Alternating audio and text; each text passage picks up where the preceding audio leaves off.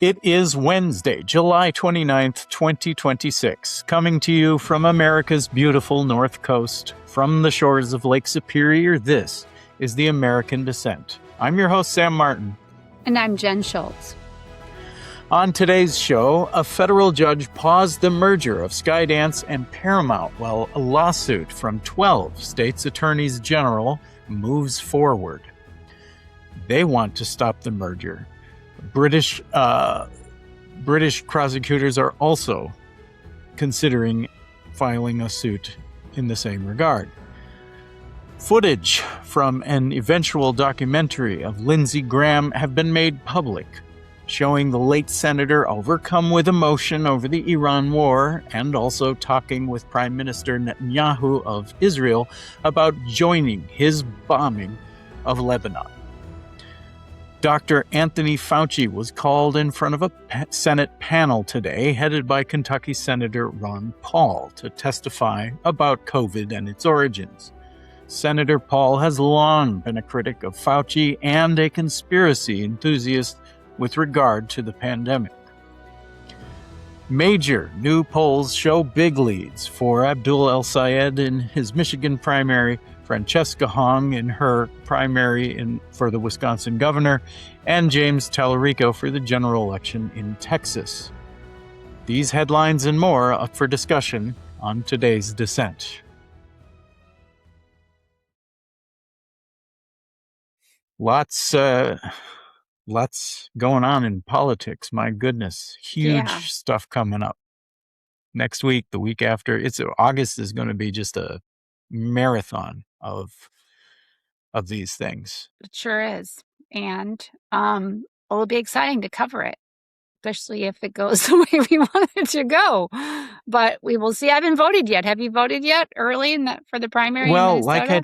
like I told you before, Jen, I'm such an old man when it comes to this. I like day of voting so much, but maybe I should vote early just to set an example. I don't know, but there are reasons to vote early. You never know what might crop up on election day. Also, if you are usually extremely busy on a Tuesday, vote early. So, the busyness won't give you an easy excuse not to vote. So I just saw something. I think someone was talking to a Democratic pollster, and they said the median age of the Democratic voter in a primary is 55 in Minnesota. 55. So that's the median age. That's in the primary for Dems. Mm-hmm. No, I get it, but I think that's a national thing. And primary electorate tends to be older and more moderate, which is why I think these primaries this year have been such a shock, because what pollsters have been getting wrong in polling these things has been sticking with that traditionally older voters in primaries, whereas the primaries that have been happening have skewed younger than historically. But they think that we're going to see younger people showing up more in these primaries in states like Michigan and possibly Minnesota. But it's been true. Well, it's been true in New York. It's been true in Colorado. It's turning out to be true. I think it was true in the California primaries. There's so much. California is going to be a big state to talk about because they had their primaries. There were all these jungle primaries, but there are a number of Democrat on Democrat general election challenges, in addition to some more traditional Dem versus Republican elections going on there that could actually flip seats away from Republicans, like the Republican Congressman Valadao in California is in trouble this year. And again, if this turns out to be the wave election year that a lot of people suggest it might be, not just these primaries are going to be, these primaries are obviously going to carry more weight because the Democrats more likely to win. Yeah, and it'll be interesting that we'll be able to share with our audience who showed up, and it will predict possibly who will show up in the general election in November. Yeah. And that's why I mean, the most important issues to people obviously are surrounding affordability and healthcare and these kind of things. Data centers are rising on that because data centers have such a massive impact again on economics for people. Data centers cause everybody's electricity bills to go up. They're also a nuisance, but also some of the foreign policy stuff, a lot of the foreign policy stuff, but specifically where Democrats stand on Israel and Gaza are of way more importance because the youth turnout is so much higher. I think they're important in the primary because I think this is how some Democrats are differentiating themselves. So I think we're hearing a lot in Michigan, especially in Michigan, but also in states like Minnesota for this U.S. Senate seats. They're talking a lot about international foreign policy around Israel and Iran and Gaza. I think when it gets to after the primaries for the midterm, when they're challenging a Republican, the Dems, they're going to shift to talking about affordability and healthcare, the top priorities for voters for the fall. So I think we're going to see this shift in topics, and they're going to shift to, because their biggest attack on Republicans is how they're destroying healthcare and making it not affordable, making it even worse. I mean, Trump and the CMS, it leaked, but they are going to stop subsidizing drug coverage for Medicare beneficiaries. This is huge. So Biden, issued an executive order. They were subsidizing the cost of premiums for people who needed to buy additional drug coverage. So they're going to make it more expensive for folks using Medicare to get their drugs. God. I mean, it's great it's a gift. It's a gift to the Dems because they're just going to add this to the plate of things that they have to go after Republicans for making healthcare more expensive rather than less. CMS is Mehmet Oz. Is that who runs that? Yeah, Dr. Oz. He issued a statement after this was leaked, and so they're on record saying we are going to end this Biden era subsidy for making your drugs more affordable. Yeah. I mean, why? This is not a smart strategy right before the midterms to do this. It's incredible. It's incredible. And Trump is now threatening RFK with firing if he won't halt more. Like, Trump wants to take more vaccines away from children through policy. It's like he wants less vaccinations for children. Meanwhile, we've had more measles this past year than we've had in 30 years. I know this. They have Fauci in front of the committee. They should be talking about this instead. They're going back to the conspiracy theories. Yep. And about the pandemic, and they should be talking about how do we protect more people from dying of any virus or epidemic, or the measles. Now there's thousands of cases of polio now, for Christ's sake. Let's talk about Fauci. So why was he in front of the committee today? The hearing, because Senator Rand Paul has this beef with Fauci. This is an obsession. This is an obsession of Rand Paul's. And because Fauci knows what's going on here, and Rand Paul has leaked unredacted, so they subpoenaed Fauci's personal journal, and Rand Paul has leaked unredacted sections, or maybe the whole thing. I'm not sure, but this is doxing. I mean, this is gross stuff. But Rand Paul there's a lot of conspiracism around COVID and all that stuff. I mean, this is what made Joe Rogan probably super, super famous. I mean, Joe Rogan was already a big deal, but I think his anti-vaccine crusade vis-a-vis the pandemic, launched him into the stratosphere. Yeah, and I think the one thing I think they're going after Fauci for, and they have in the past, is that they believe he's responsible. They believe that because we funded these labs in China, that accountability rests for him. He should not have been doing that. They really think it started in a lab that was funded with American dollars to do the research. And maybe they also may believe that it was purposely developed. We don't know. Well, yeah, lots of people do. I mean, this is the conspiracy theory. It was all done on purpose, and it couldn't possibly. They don't hold space in their minds that because most of the most deadly viruses in human history come from animals and eventually make the crossover. So all of the plagues, the Justinian plague, the Black Plague, all of the famous plagues of the past come from plague rats in those cases, but like the influenza pandemics and epidemics that have killed huge numbers of people throughout history, whether it's the 1918 influenza pandemic, they call the Spanish flu, but I think it started at Kentucky or Missouri chicken farm. And, all these things.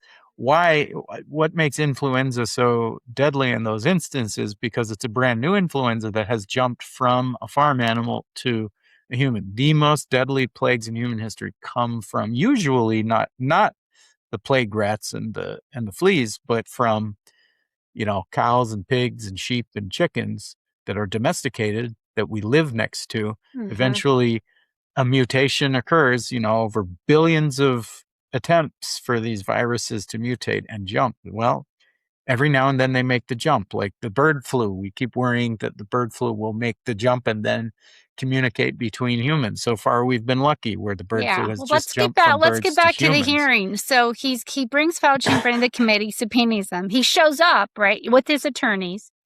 Fauci shows up, and he takes the Fifth Amendment because he but he explains why. Yeah, he explains why because, let's go to the clip. During and after the COVID pandemic, I have appeared multiple times for hearings in the Senate and the House, usually under oath, and sat for several days-long transcribed sworn interviews, answering questions about the very issues that are now the subject of this hearing. However, given Senator Paul's obvious obsession with calling for my prosecution, his repeated slanderous comments about me, and recently his publicly releasing my unredacted personal diary aimed at embarrassing and intimidating me, the only conclusion I can reach is that the sole reason he is calling me before this committee is to get me to say something, anything, that could vindicate his repeated public pledges that I end up, in his words, quote, behind bars, unquote. Any reasonable person who has followed his unhinged obsession with me would readily come to the same conclusion. Therefore, although it pains me to do so, because of the respect I have for the legislative branch of government and my decades-long record of cooperating with Congress, under the advice of my attorneys, I will invoke my right under the Fifth Amendment of the Constitution to refrain from answering your questions. Thank you. Okay, so Senator Rand Paul's obviously not happy with that, right? He wants to have this dog and pony show and have him respond to their questions, which he's already done many times, as he said. So he is upset and he kicks out Fauci's attorney from the hearing. Well, it's because, I was talking about how these flus and COVIDs and colds and things jump from animals to humans. Each time that happens, it's a novel virus, novel meaning new. And so it's brand new. And that means that researchers, scientists, people like Anthony Fauci here have to work from scratch with this brand new, never before seen thing to figure out, okay, how does it work?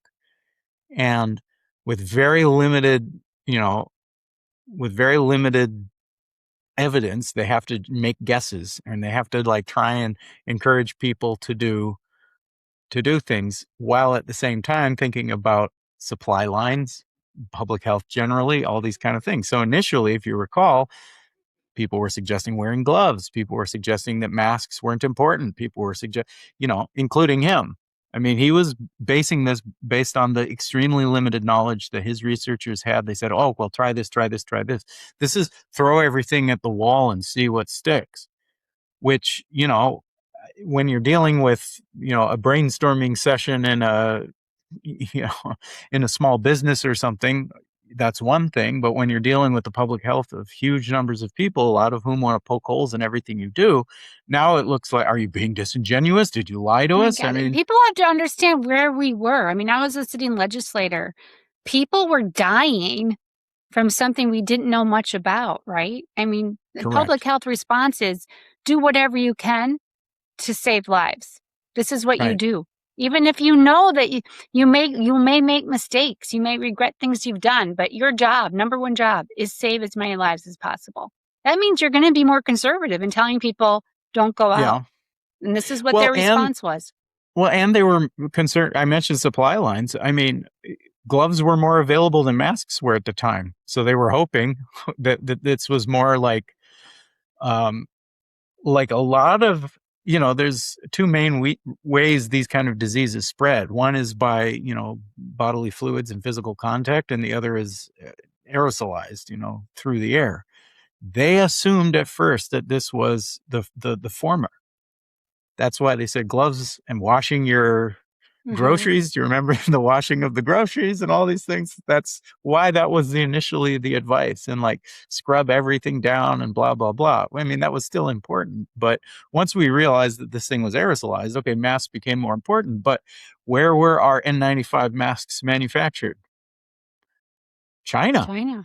And where was the supply line cut off? China, because their people were sick. China was on a real lockdown, like the government locked people down.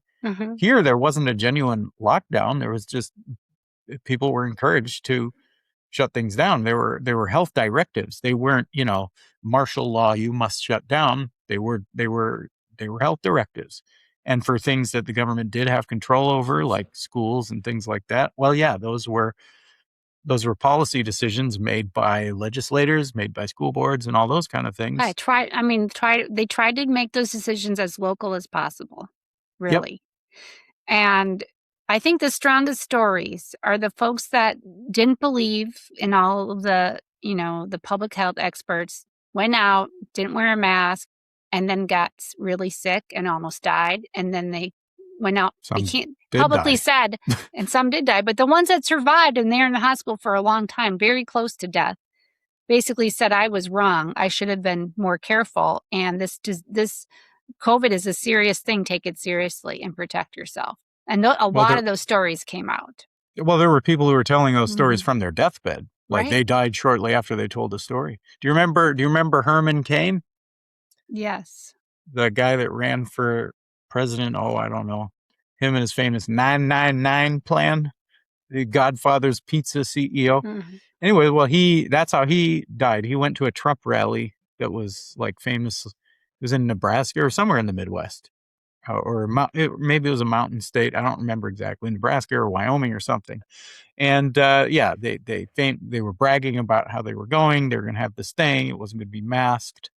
And he caught COVID at that event and died shortly thereafter. I mean, Trump traveled when he had COVID and infected a lot of people. So, I mean, it was the transmission was happening. And I think I thought maybe the public would moved away from this issue and their conspiracy theories, but I'm sure many haven't. But Republicans are having this hearing to divert attention,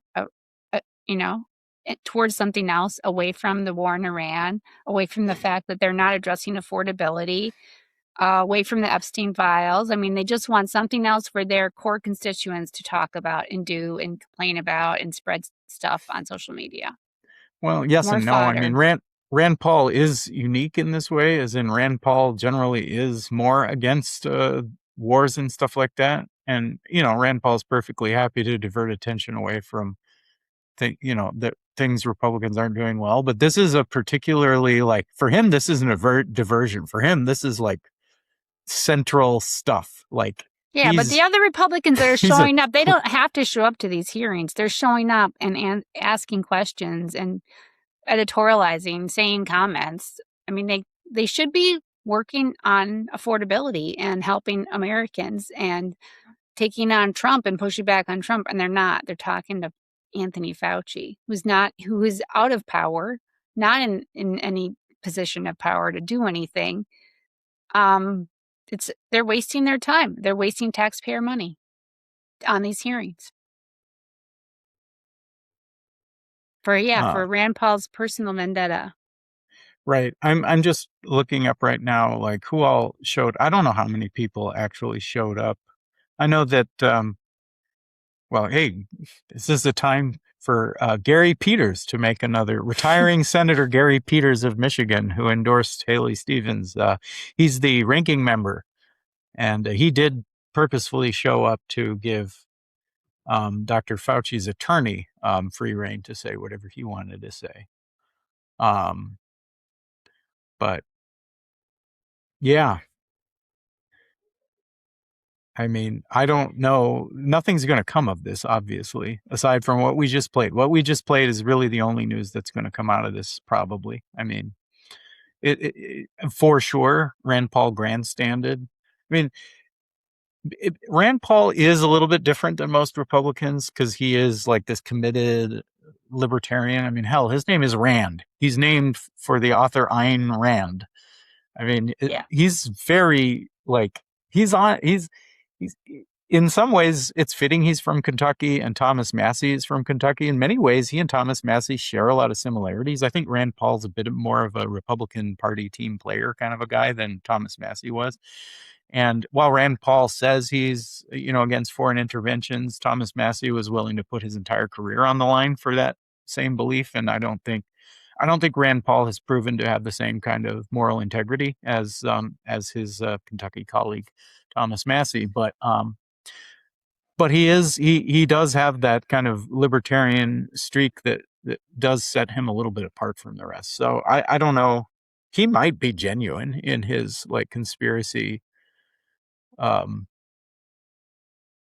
don't know what you call it. He's really committed to the bit. I'm not going to try to predict what he's thinking in his head. I will say that people on social media were wishing that they would focus as much on the Epstein perpetrators and do something with another thing that separates files. Rand Paul from Thomas Massey. I mean, Rand Paul could be, setting himself apart, but I guess probably for him, staying elected as a Republican in good standing is more important than it was for Thomas Massey. Let's see how long this stays in the news cycle or how long Republicans keep it on their social media feeds. It probably will. I think it's going to die a death because I've known people, I know a lot of people actually, believe it or not, who are more inclined to the COVID conspiracy theories and that kind of stuff. I actually know several vaccine skeptics. For different reasons. Some it's more because of their political alignment, some because it's kind of like a hippie health thing. I mean, there's the more traditional vaccine hesitancy that existed before COVID.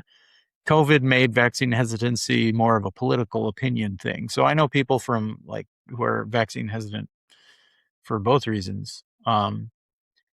And yeah, I don't know. I mean, because as more and more kids, measles kills children, I mean, it's killed 2 children already this year, I think. And it's spreading right now because fewer parents are more people have measles vaccinated so far this year than all of last year. I'll say that again. More kids have measles this year than kids had measles all of last year. And we're only halfway through this year. Yeah. And you said polio is making a comeback. Polio's making a big comeback. Last polio, remember the artificial lungs, those big tanks where people would have to stay if they got polio? A woman, the last person in that tank just passed away. She spent an entire life in that tank, most of her life, because of polio. This is not something you want your child to get. FDR didn't have the use of his legs because of adult onset polio. Adults get polio too. It's not just kids. Mm-hmm. And vaccines, even the polio vaccine is only about 95% effective if you're exposed. But if everybody has something that's 95% effective, then nobody's going to get exposed and becomes 100% effective. This is the public health argument for herd immunity. That's right. Yeah. You need to get a lot of people vaccinated because some people who have they're compromised, their immunity is compromised, they can't get the vaccine. Or they're allergic. So they rely on everyone else to get it, so they're protected. Yeah. Yeah, a lot of vaccines use eggs, like chicken eggs or something, and so for people who have the allergy to eggs, can't get a lot of different. I mean, some of them don't, but a lot of them do. Yeah, we shouldn't give out medical advice on this show, though, Sam. So let's talk about Did we? I don't know. Let's Get talk your about vaccines, there. No, I I mean, strongly believe I that don't you know should what's get your in the. I vaccines. don't know if people have an egg allergy, if they can't get the vaccine. Maybe there's a substitute. I'm not sure, but we'll have to bring on an expert to talk to us about vaccine safety and preservatives and vaccines. But let's talk about the Paramount Skydance proposed acquisition of Warner Brothers Discovery. So you mentioned that 12 attorney generals, the state level, pursued a lawsuit to try to stop the merger over antitrust Well, they're issues. pursuing, not past tense. I mean, it's ongoing. Right, Yep. pursuing it. And a judge took that up and said, yes, we're going to pause it for a year or until the case is through litigation. And Paramount apparently was okay with that deal. I think it was in their best interest to delay it rather than completely kill the proposed merger.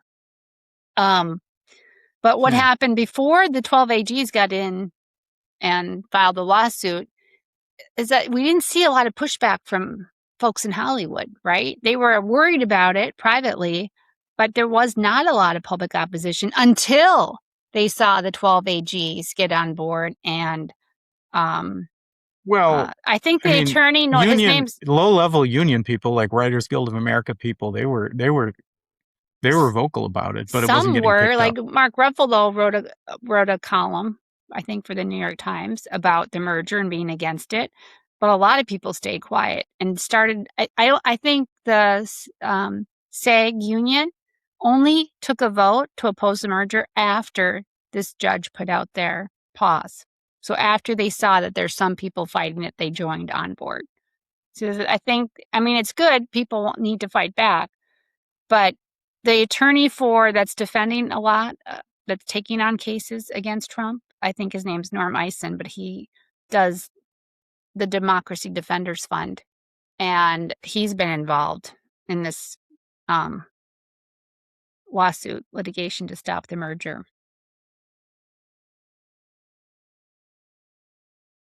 Yeah, the Stewart Actors Guild.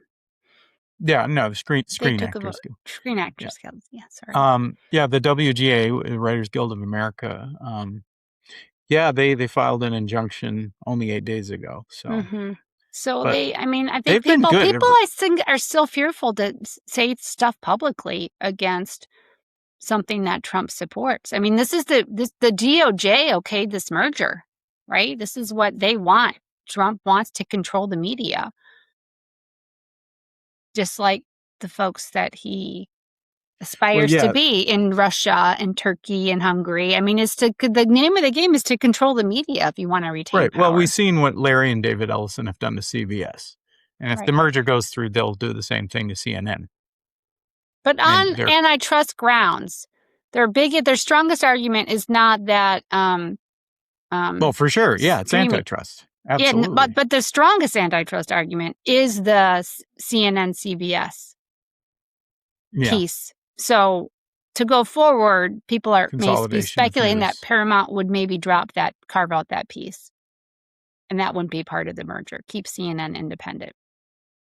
So they're still competing with CBS News. That wouldn't necessarily solve the issue for the WGA and SAG-AFTRA. Maybe not. But they don't think that the other pieces of these industries combining, they don't think that it has a strong case in terms of on antitrust issues. So streaming services, they think that's a weaker case. Economists, other attorneys have been weighing in on this, and they believe that their strongest antitrust is the news divisions combining. Well, and presumably that's precisely why the Ellisons want to do it, so that they can control CNN. Yeah, definitely. It's not about the money for them so much as it's about, controlling what the public learns about. Right? Yeah, I think this is about. The actors, the SAG and the other union organizations, at first they were worried that they would no longer produce movies that would go to the theater. That would all go directly to streaming. That was one of their concerns, I believe. Well, that's a constant concern. I mean, that's just a concern for anyone who's a movie enjoyer, is that if we're moved to all streaming, and that's remains a concern whether this merger moves forward or not. Yeah, and I think that part of the merger, Ellisons were willing to say, yes, Paramount will produce 32 theater movies a year. I think that was a concession that they made. The Hollywood unions are powerful. I mean, they made major impacts when they went on that massive strike over AI replacement, chatbot replacing them and all that kind of stuff. I mean, they can really flex their muscle when they want to, and it looks like they're starting to now. But you're right; it looks like it took them a while to rev up the engines to do that. They just got off that huge fight. The AI fight thing was very recent. I mean, it's I can imagine it's hard to rev up these huge unions to just go out over and over and over again, but they're being attacked over and over and over again. I know. You got to fight, though. You can't just do nothing. You got to fight. Agreed. You got to fight. There's rules against solidarity now. I mean, you can't other groups can't themselves strike in solidarity. That's been outlawed. I mean, we need to fix this anti-union This is also streak a lot about money. Paramount's going to want to get this deal done as fast as possible, because apparently, I just learned this today, but Paramount, remember Netflix was also trying to merge and take over Warner Brothers. And so Paramount had to put together a better deal than Netflix. And so they offered shareholders about $7 million per day if the deal is not closed by September 30th of this year. And this delay could cost them $2 billion. So they're going to want to try to find some possible concessions to appease the attorney generals. They may, but I mean, at the end of the day, what is the goal for the Ellisons? How much of it is about money versus how much of it is about power and control of we'll media? See. Maybe $2 billion is probably nothing, right? That's probably not a big deal. I mean, for these corporations, I mean, and it doesn't affect their personal wealth, as $2 billion up or down doesn't affect their personal wealth as much as controlling both CBS and CNN probably would, in terms of the politicians they would put forward, the kind of laws they would get passed if they're, chosen politicians. No, but the shareholders are going to want this possibly to be delayed because they're going to make money on the delay because of this rider in the bill. So it's interesting, but I think that the more people that oppose things and stand up and speak up and join in solidarity against things that are going to hurt our freedom of speech and competition in the media environment, the better. So more opposition is better. And that's what Trump does, right? Flood the zone with opposition. Be opposed to everything. We need more. We need more trust busters. We need Lena Khan back. Oh, what was another huge mistake? But she's working for Zoran Mandami now. Well, she worked for she was part of the transition team. I think she's working on, I think she's part of the econ team for him. Yeah. Well, we need her back in the White House. Another own goal for the Kamala Harris campaign was not committing to keeping Lena Khan on. It's a terrible decision. Well, all I know is we need an independent press. And when we have Duke and Patty on next week, we were going to talk about the importance of having an independent press to the health of our democracy. Yeah, well, we need trust busting. We need to break up the monopolies that currently exist, not allow them to consolidate even more. Because even when you look at Hollywood, there's basically 4 or 5 major studios as it is that control everything. The new prime minister in Britain he's putting together an entirely new economic plan, and he wants to have more state control of utilities, of entities, because he said we are paying more for the corporatization of services. So he wants to take back those services and make them more affordable. So it'll be interesting to see what his plan, we'll have to cover that, what his plan is and how different it is from previous prime ministers. Well, he's going to be under a lot of scrutiny because already some of his ministerial picks are like kind of like meet the new team, same as the old team. A lot of people are already unhappy with him. I mean, he'll say one thing and then apparently through his picks and stuff, I don't know enough about it, but I'm reading, I'm following various commentators on British politics, and they're pretty unimpressed with, like, he'll say stuff, but then what he actually does doesn't like align with his public statement. Well, he's going to have to surround himself with people that agree with him and not disagree and be persuaded out of it. Well, he's surrounding himself with that's a bad sign, right? Neoliberals. I mean, he's doing the neoliberal thing again. So when you said that he's considering having more state control over things, I mean, that goes against the people he's actually putting in positions of power. So we'll see. We'll see. But I know that initially it was thought, okay, if he's going to stick to what he's saying, that might tamp down on this the rise of the Green Party in Great Britain right now, because the Green Party has been on the rise. And it's up to Andy Burnham, the new prime minister, to bring that shine back to Labour or lose it forever, basically. I mean, the stakes are huge for him, absolutely enormous. And we'll see what happens, but initial comments don't look too promising. Well, they don't look too promising.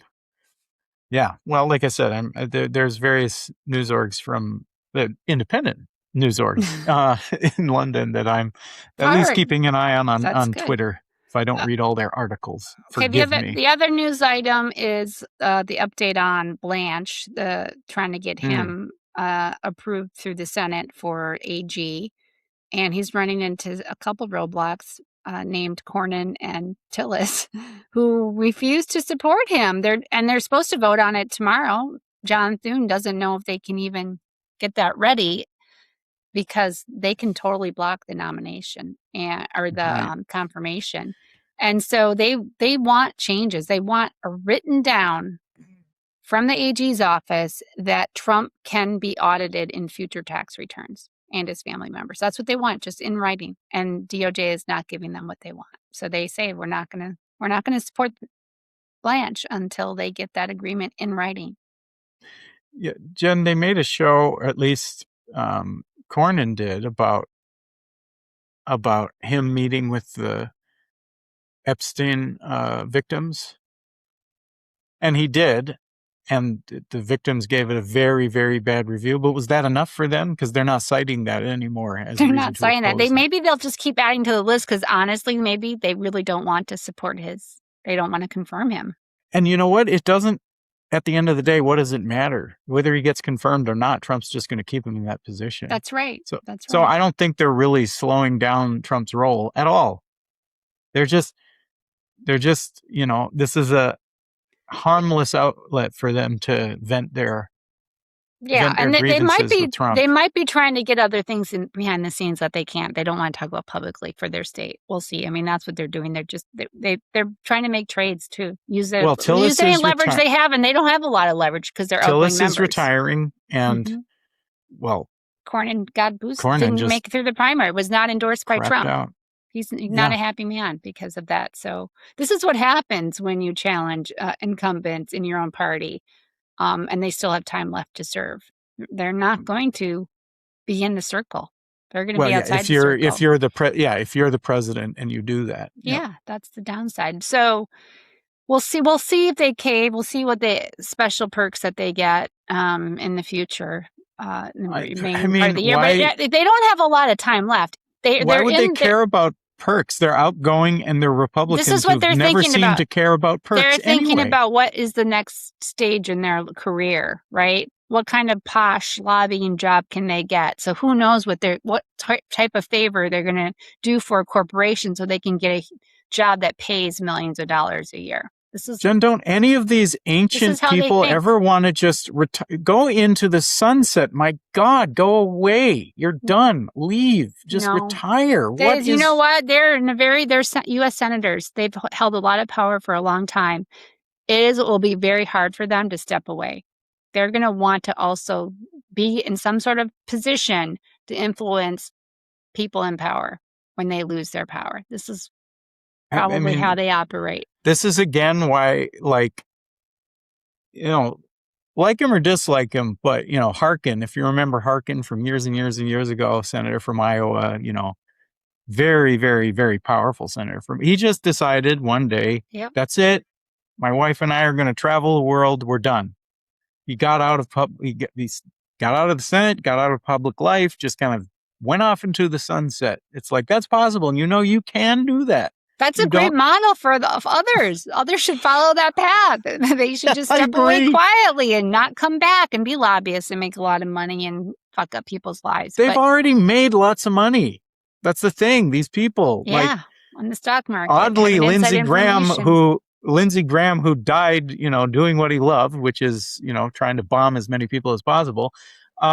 He was among the, if not the poorest person in the Senate. I mean, it's not like he was destitute or anything. He was fine financially. It only goes more wealthy from there. Everybody in the Senate is doing great when it comes to their net worth and their wealth and all that stuff, including our friend Bernie Sanders. But, it's like you can, because a lot of these people, they don't have genuine, Bernie has a mission. He has an overarching political goal and that kind of stuff. So you can see why his motor keeps ticking and his engine keeps going. But some of these guys, it's like, what is Cornyn's life goal? Tom Tillis. What? They don't have Maybe they just want more things named after them before they leave. Who knows what they're trying to get, what perks they're trying to get. But I will just say, it does matter because Republicans, they're in complete control. It looks bad that they can't get these nominations confirmed. It just looks really bad. And they're spending a lot of time, committee time, vetting these folks, having hearings, and then not being able to get it through. They're not doing they should be doing other things because the House is already out. They're on recess already. The Senate goes out. They have one more week to try to wrap all this stuff up. And they're not being able to do it. And it just makes them look like they can't govern. I mean, they're not governing. And then they're out on recess until mid-September for the Senate. They are out for a long time. They have a lot to do. They have all the appropriation bills to do to fund the government so it doesn't shut down.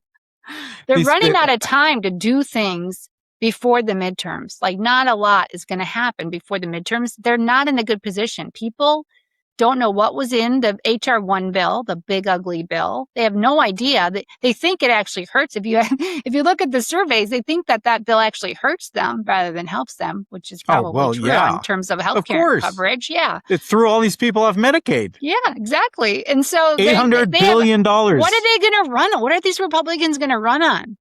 Well, they hoped they would run on this housing bill that Trump hates. No, Trump didn't sign it. It became law. He didn't veto it. Yeah, but it's hard to run on it when Trump's against it. But all the people see are high gas prices, which are over $4 a gallon. That's the biggest thing. Groceries, inflation, and all these natural disasters, fires, smoke, tornadoes, heat waves. I mean, they're not getting a lot of good news. The economy looks bad. Trump is underwater in terms of his popularity. We might see a big blue tsunami wave in the midterm. We'll see. Well, since you mentioned it, Jen, the AP came out with a graph either, what was it, today or yesterday? Check this out. Here's a graph for you. Look at this. This is food prices since 2012. Yeah, the numbers are small, so read it for the folks that are just listening to our audio. So this is just what is the change since January 2012. And as we go along here for a decade, almost, we get to, so there's half of this chart is shaded in red. January 2019, they've gone up 4.6% since January 2012, which is kind of lower than the annualized expected rate of inflation, probably. But then from January 2019, obviously we have COVID. Okay, grocery prices spiked during COVID, and they reach a high of June 2020. They were 10.3% more expensive than they were in 2012. Then, as we kind of normalize into COVID, it settles down a little bit. Mm-hmm. But then, then we have the actual long-term results of COVID. So from the low of October 2020, where it's 9% higher than January 2012, we get to February 2023, where it's 31% higher. So it just leaps from 9% higher to 31% higher. This is during Biden, though, right? This is during Biden, yeah. So inflation happened under Biden because of COVID and supply chain issues. Yeah, and it keeps going up. And then we get Trump takes office in January 2025. And at the time he takes office, grocery prices are 34.6% higher than they were in 2012. Now, here's the crucial bit. Trump said, what would he do on day one? Get those grocery prices down. Well, all they do is go up. And as of today, June, from last month, 39.2% higher than they were. So they went up. So it keeps going up. The fact is, it doesn't come down. It doesn't come down. It doesn't plateau, doesn't flatten. It keeps increasing at a pretty steep rate. And it's just going to keep getting worse because of the war, Trump's war in Iran, and how high gas prices, which affects anything that's delivered via vehicle that's not electric. So, and farming is more expensive because of their costs for fertilizers have gone up. So it's this. He is not making it more affordable. He's making it worse. And I think voters are going to realize that. They understand that, and they're going to vote with their wallets. They're going to vote on economic issues and affordability. So if the Democrats don't do well, they need help. I mean, they're given everything on a golden plate to message on. They just had to say some certain simple things, tie it to Republicans, and then quickly talk about their bumper sticker plans, what they want to do. Well, it's economic populism is what's going to win. I mean, that's how Trump won. That's largely how Trump beat Kamala Harris, was economic populism. I'm going to get your grocery prices down. Now, he had no plan to do that. He didn't know what, but they went up a third. Grocery prices went up a third since before the pandemic. A third more expensive. And by the way, not because I know you always get upset when I don't bring up Mamdani during our shows. I know, I do. You just get beside yourself with worry when I don't bring up our boy Zoran Mamdani. He had a big press conference yesterday or the day before yesterday. I watched the whole thing on the public grocery stores.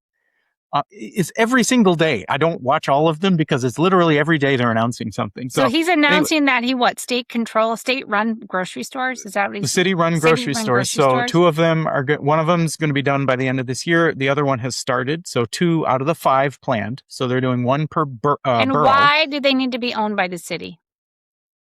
So that the city can control prices. And so what he did in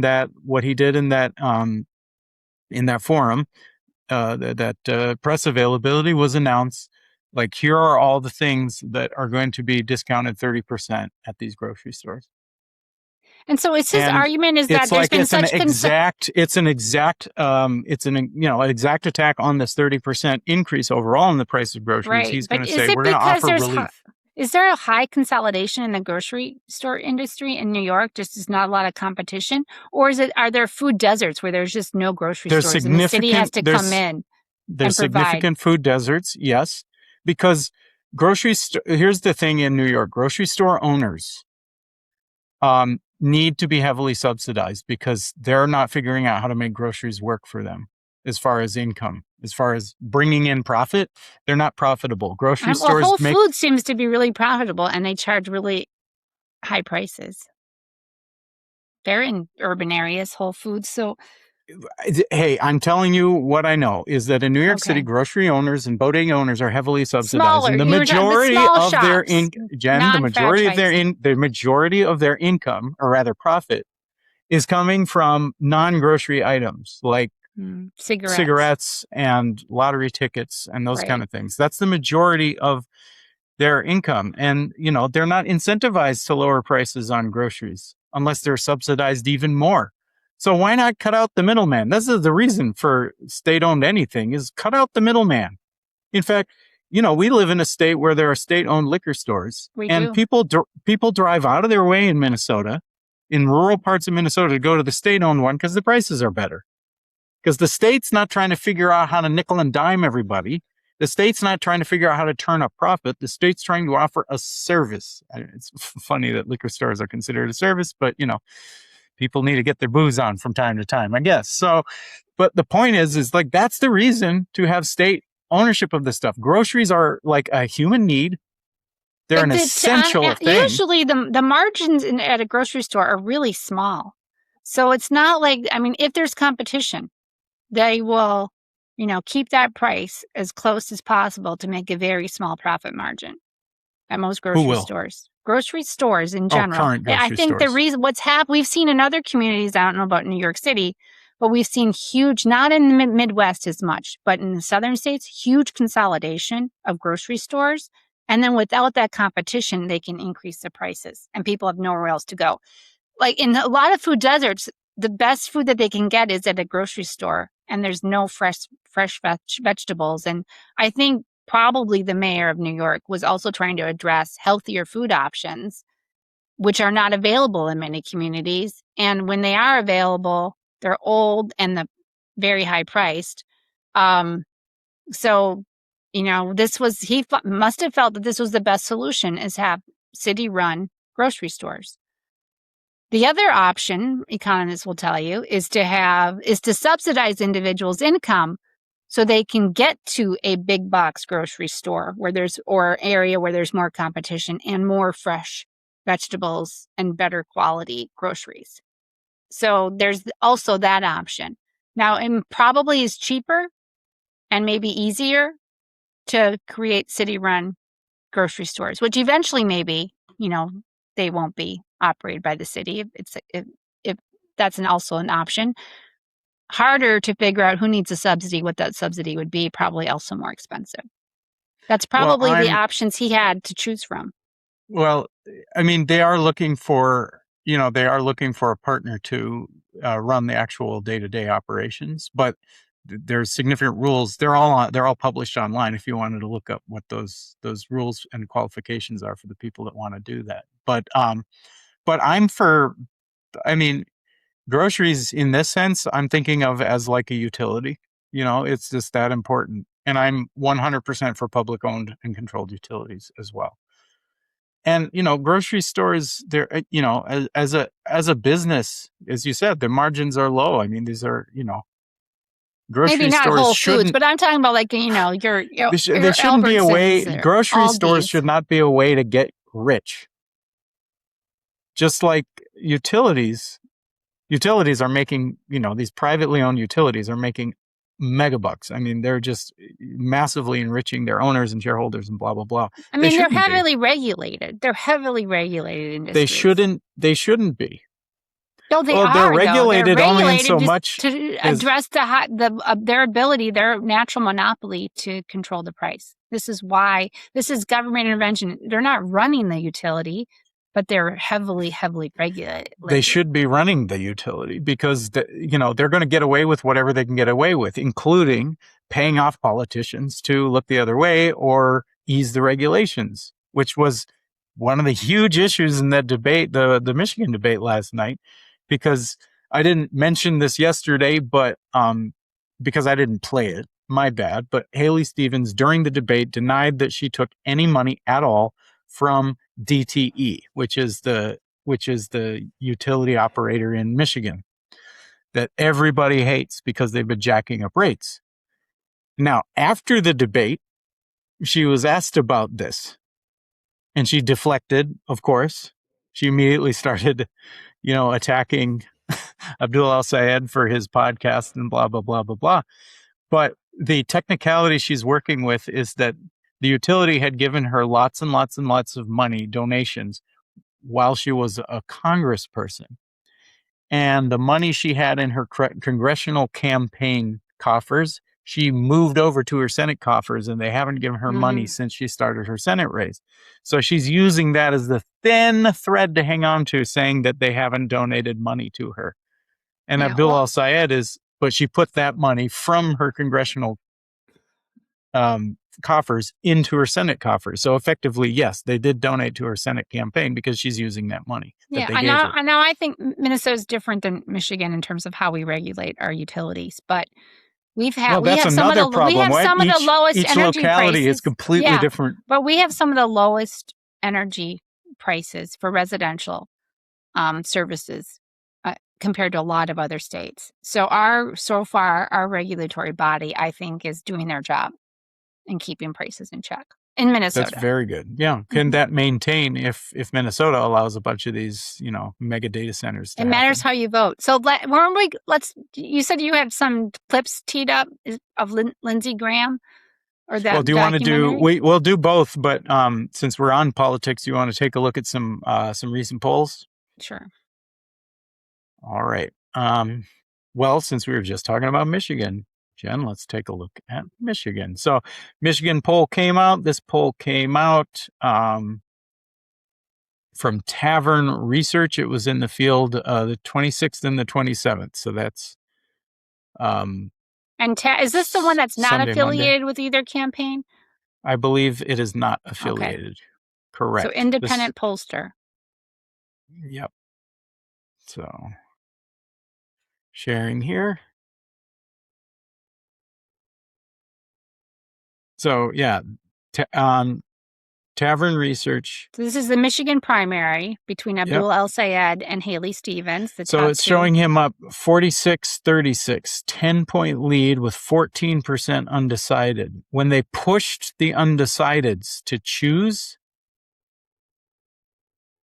he went up 1%. So he went from being 10 up to being up 11. Okay, that's a substantial lead. And I'm sure the plus or minus is 3.5%, 3.5 points. So still with the margin of error.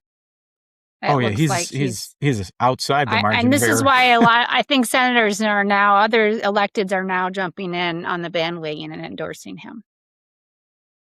Now, unfortunately, because this state is so closely watched, we're getting a lot of polling, which we're not getting in Minnesota. The polling we do have shows similar spreads on Peggy Flanagan's behalf, but it's a lot of polls that do have bias. I think the last poll in Minnesota that I saw was done by the Lieutenant Governor's Association, and Peggy was up substantially. Okay. So 15 points. But it was only based on 700 responses. So of Democratic, registered voters. So this one's wow. So this is Wisconsin. It's a State Navigate poll, plus or minus 3. There, they have your margin of error right there. 3%, poll over 1,000 people. Look at this. Talk about outside the margin of error. Francesca Hong, 44%. Her closest competitor, David Crowley, who just stepped back into the race when Sarah Rodriguez dropped out due to scandal, 15%.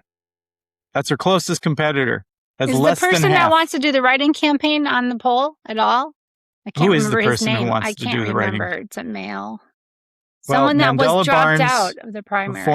Former lieutenant governor, former candidate for the Senate who lost to Ron Johnson last time around, 14%. Calder Royce, who's a state senator. Joel Brennan, who's was a state official in the Evers government. And then Sarah Rodriguez and Missy Hughes are no longer in the race. But even if you add up all these people, I mean, they don't beat Francesca Hong. I mean, it's just incredible. So all these people would have to consolidate and win over the undecideds to beat Francesca Hong. Wow. Well, that one looks like it's a done deal. So And by the way, there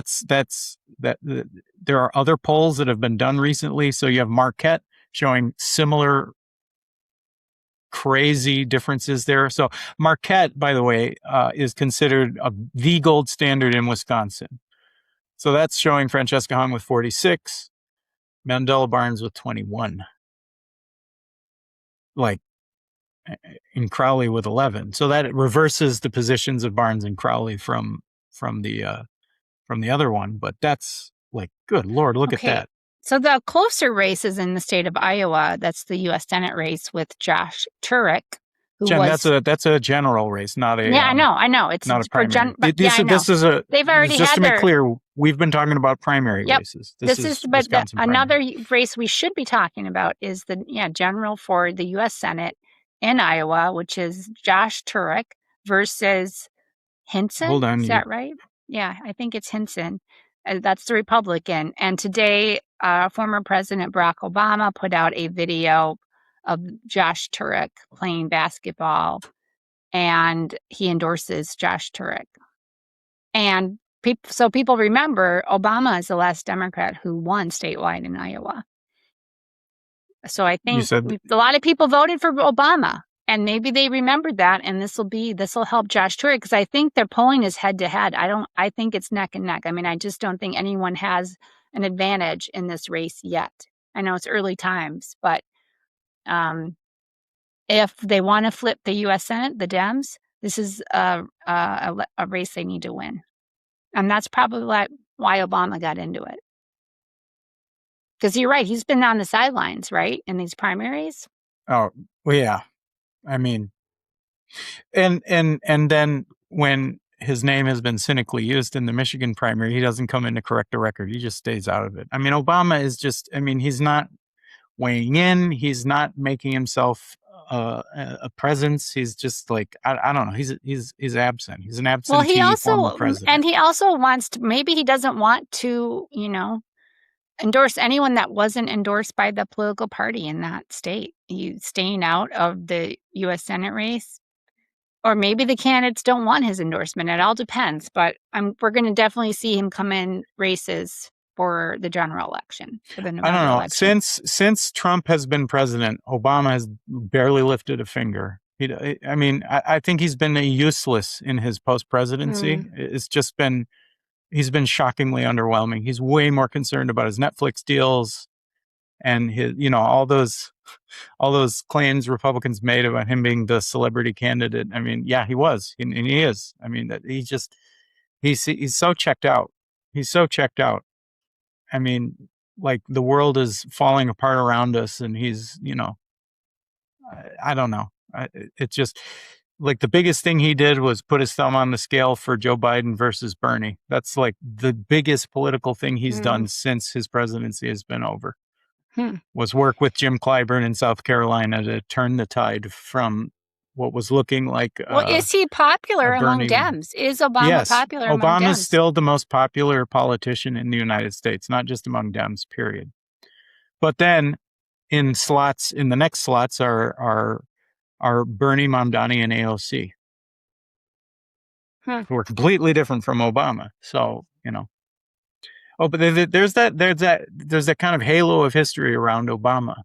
Yeah. And people don't really think about the fact that, like, what has he done? What has he done lately? Well, we'll have to have a full episode and we'll talk about Obama's record, and I will be pro-Obama because he helped pass the Affordable Care Act. But let's go to Lindsey Graham, unless you have any other polls. Well, I'm showing, we mentioned Minnesota. Yes. The most recent poll from Minnesota is a PPP poll that was commissioned by Peggy Flanagan Group. This has Flanagan ahead by 14 points. Mm-hmm. But that's consistent with most of the polls that have come out have been, aligned groups. Most of them have been aligned with Flanagan, which should tell us something because Angie Craig has way more money in this thing. And she's not putting out any polls. Only one. That is a signal. Yeah, that is a signal. Ugh. Okay. Well, time will tell. Let's do the Lindsey Graham clips. I haven't seen these. Okay, so this, I think he's British filmmaker, has been for 4 years, Jen. Could you imagine hanging out with Lindsey Graham for 4 years? But that's what he's been doing, this guy. So for 4 years, he's been hanging out with Lindsey Graham, just filming stuff and doing the thing. I don't know, not my idea of fun, but now now this guy's film is going to be unbelievably relevant because the clips he's getting. I mean, I saw an interview with this guy, and he, Lindsey, every time Lindsey would get on a phone call with an important person, he'd say, "Hey, make sure your camera's rolling." Like, Lindsey wanted all of this document. He wanted document. Okay, He wanted everything. So Lindsey is proud of all of this crap. I mean, for me and you'd be like, "Oh my God, why would he allow this to be filmed?" Well, the filmmaker is saying Lindsey wanted all of it. He's like specifically like this guy would be like, "No, I don't." And was this supposed to come out after his death, or was this like coming out during his there was life? No. They were going to release this, so they was going to release it while he was alive and healthy. And okay, wow. Well, he must have been thinking. Was he thinking about running for president? Like his death came as a shock to all these people. Right. Okay. Well, let's play the clip and then we can talk about it. Virtually everything they have has been knocked out now. Their missile count is going way down. Look what we've done here. I almost cried. I mean, like, how long have we been pushing this? Well, you've been pushing this for years, right? Right. It's here. I talked to Trump this morning. Oh, he's jacked. It's the best thing I've ever done. He loves blowing stuff up. So, there are a lot of people inside didn't want to do it. So I've had my challenges. But President Trump,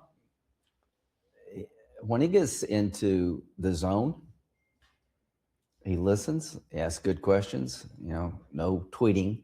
He has done nothing. He hadn't tweeted much at all. No drama. He's been a great wartime president.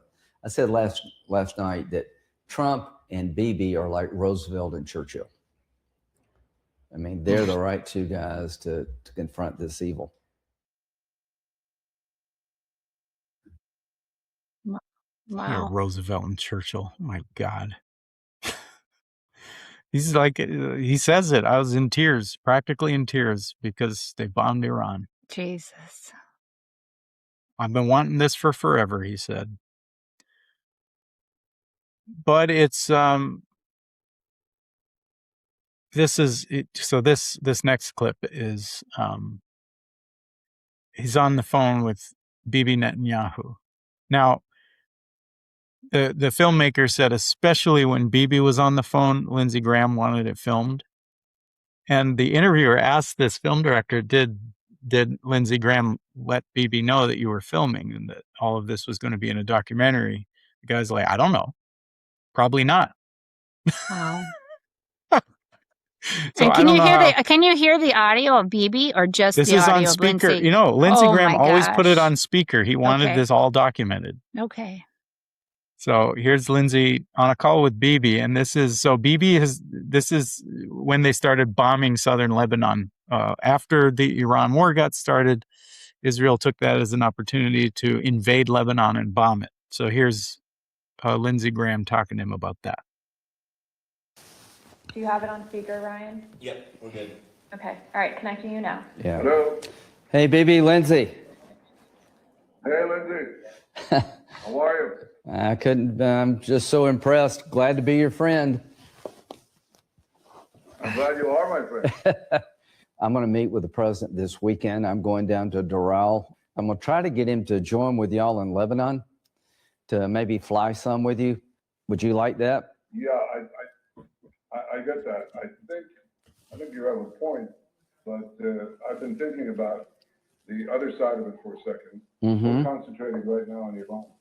If we tell Hezbollah that we're going all the way, we threaten them, but if we actually do it, then they have no reason not to go all the way against us.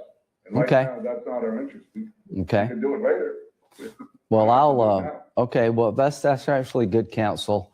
I'll put it out there as an idea. We can always go back to it. Oh my gosh. Bibi's basically trying to, in a kind way, say that's probably not a good idea because of this. I mean, here's what could happen. No, you guys, please keep bombing Iran. Yeah. We'll bomb Lebanon. We Yeah, don't need yeah. you for Lebanon. It's just Oh my gosh. like Lindsey Graham was so gung ho. Like at his funeral service, Trump. Oh God, we should play this clip. Well, he's proud that he can get Bibi on the phone with him. This is why he wants this on in his documentary. Look how powerful I am. Look how important I am. I'm speaking to Bibi Netanyahu and trying to help him with navigate Trump. He's supposed to be the Trump whisperer, right? Lindsey Graham. So people are using Lindsey Graham to get to Trump or to maybe, encourage Trump not to do dangerous things or jump off a cliff or whatever. But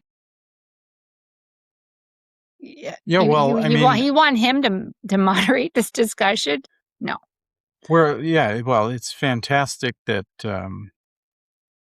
he's out of the picture now. But yeah, he was. I mean, talk about the number one push for war, because here's something. I think this is the right clip. This is so these are Trump's. This is a brief moment from Trump's comments during Lindsey Graham's funeral here. He was extremely hawkish. I will tell you, he never saw a war that he didn't like. Only his true friends would understand that, but he wanted. Yeah. Only is that really what you want as a legacy, that you want to go kill people? I mean, that's your priority. For Lindsey Graham, yes, absolutely, 1,000%. Sad. That is sad. I mean, he's barely a person at that point. It's just awful. I'm sure Bibi Netanyahu is not happy that's all over the internet right now. But you're right. You said he probably won't get any blowback in Israel over that comment. Now, remember, Netanyahu's opponents are their main attacks on Netanyahu are not that he's gone too far. It's that, number one, he hasn't gone far enough. And number two, he's put our relationship with the United States into some limbo. Not that they would do any better, because they're just as committed to this, genocide in Gaza. I mean, the people running against Netanyahu are just as committed to all these programs. And in fact, like the first major public official in Israel to say publicly that we should consider bombing Turkey was the primary opponent of Netanyahu for the prime ministership. I mean, it's just nonstop warmongering. So even though Lindsey there wasn't Graham was like of a complete peace with these people. I mean, it's just the peas in a pod. I wonder who Bibi Netanyahu's going to go to now. Well, he always has Trump. But yeah, who's going to be that person? Because Lindsey Graham managed that. Because if you suck up to Trump too much, he won't respect you anymore. So Lindsey Graham had kind of figured out that just enough amount of sucking up to make him like you, but then just enough standing up to him to make him respect you. Lindsey Graham had figured out that very delicate balance. And interestingly, it's other very strong personalities, even ones that are completely opposed to him, that Trump likes. Like, he likes Zoran Mamdani because Zoran Mamdani isn't just another suck-up. Trump sees Zoran Mamdani, as more of an equal. Oh, people like him. He's strong. He's popular. That's what Trump respects. So when a lot of these people come toadying up to him, nobody respects them. That's why he doesn't respect any of his cabinet at all. He doesn't respect any of these people because they're all just come sucking up to him. He loves that, though. He loves And somehow Lindsey Graham, the ultimate suck up, figured out how to push back against him just enough to kind of thread that balance. Like, yes, I'm a suck up to you, Mr. President, but also let me push back on this. And so Lindsey Graham capitulated on anything Trump wanted, as long as it wasn't stopping a war or not starting a war. That's when Lindsey Graham would push and push and I'm push. sure and push. When Trump got mad at Bibi Netanyahu, Lindsey Graham was there. Yeah. Trying to fix that. there is another clip that I saw. I didn't have it right at hand, but he's on the phone. Lindsey Graham's on the phone with Netanyahu again. telling Netanyahu, because Lindsey Graham had gotten a letter. Now, this is going to hurt a lot of senators, I think. This is going to hurt some Democratic senators. But Bibi Netanyahu was trying to avoid, he wanted to get support in the United States to avoid prison time in Israel. This is when Bibi Netanyahu was he's still in significant legal trouble in Israel, but this is when it was kind of coming to a head. So Netanyahu reached out to Lindsey Graham to get help. What should I do? What can the United States do to help me deal with this? And so Lindsey Graham's idea was to have a letter of support signed by a bunch of people. But Lindsey Graham's big idea was it can't be just Republicans. We have to get some Democrats on it. So Lindsey Graham went about getting some Democrats to sign this letter, which he got, including Dick Blumenthal in Connecticut. I forget what other name he said in there, but he's on the phone with Netanyahu after this letter went out, and he said, listen, you have to do me a favor now. You have to send thank you letters to those Democratic senators to sign this thing for you. Like, that's my demand of you, Netanyahu, is you send them thank you letters. It's just... That's enough of Lindsey Graham. It was a slow news day, but look, we covered a lot. We did have a lot. So I do have a happy story to go out on, though, Sam. So I was just reading about this aquarium near Niagara Falls on the Canadian side. It was called Marine Land, and it closed in 2024 because of financial problems. And they have 30 beluga whales that have been there, and they've been taken care of, but they needed to rescue them and send them to other aquariums. And so they had this 30 beluga whales, and they were, it's a lot. And it's a lot to transport these whales because they have to do it by huge cargo planes, and they have to be really careful and keep them wet and in a sling, and they weigh a lot and they're large. And so I think 4 went to the Shedd Aquarium in Chicago. Some are going to go to San Antonio, to Atlanta and Spain. And they're going to try to rescue all 30 belugas. And I think so far they've rescued maybe 10. But it's a huge operation, very expensive. But so far they've been able to rescue these beluga whales. And so Canada basically passed a law that said you can't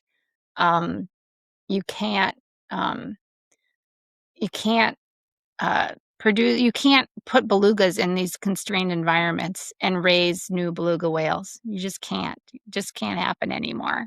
But in the U.S., apparently aquariums can raise beluga whales and I was going to ask, have them repopulate. Why not release them? Because they've never been in the wild, so they would probably die. Oh. They don't know how to care for themselves. This is making me think of Star Trek IV, A Voyage Home, when they have to rescue the humpback whales. But they did. I mean, they're rescuing them, and beluga whales are smart. They're fun to watch. I've been to the Shedd Aquarium many times, but to see them in captivity, people really don't want to see that anymore. So I think a lot of the public are turning away from zoos and aquariums because they feel bad for those animals in those constrained environments. Yeah, and like Shamu at the SeaWorld things. So I don't think there are restrictions in the U.S. that you can't raise. That doesn't seem shocking raise to me. Beluga whales and have them. No, we allowed the Shamu thing, the SeaWorld the captive orca thing. I mean, so surely we don't care about beluga whales if we don't care about orcas. So, but at least they're not being euthanized. That was a concern. Oh, that was their other plan? I don't know what would they do. They ran out of money to take care of them in this Canadian aquarium that shut down. Jeez. So they've had to raise money and relocate them. Well, I'm amazed how they got to the point where they were allowed to have 30 of them. Good grief. All right. Well, it's good news that they're going to continue living. Rescued. Yes. Yes, if the alternative was euthanization, good grief. So tomorrow, what's on deck for tomorrow, Sam? We could have a guest talk about labor issues, which we've been wanting to talk about for a long time. Yep, that's what's on deck. And, there's so much to talk about when it comes to labor.